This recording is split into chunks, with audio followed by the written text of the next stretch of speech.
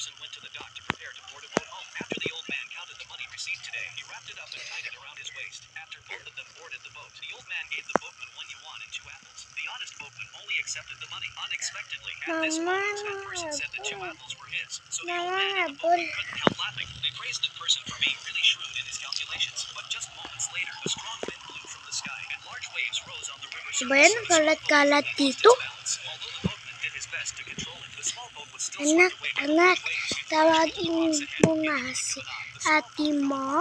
O sige, mama. Sige na, anak. Puntahan mo na siya. Okay. Okay. Ay, ate.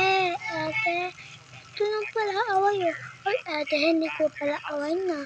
Bumait na ako ngayon kasi nagkuhan ako ng baylo. Kuya, tawagan ni ate. Ay, ate, tawagan ni mama. Sige, punta na kami. Tara. 2 minutes. Oh, nakapamagay. Ay, wala po. Dismiss agad kami. Sige, tumawag.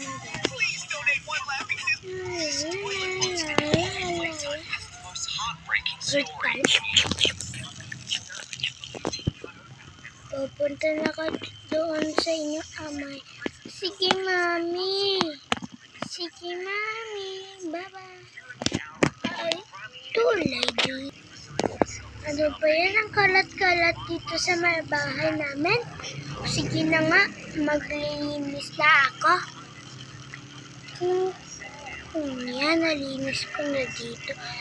Ay, ito pa pala. Nasaan ang istiyo namin?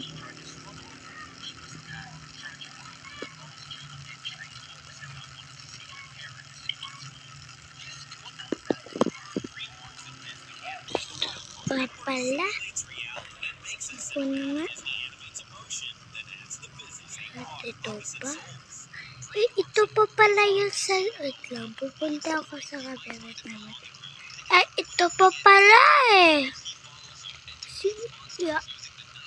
Iya. Tapos iya. Iya. Yan. Salamat, nakakuha ako. Nakalinis.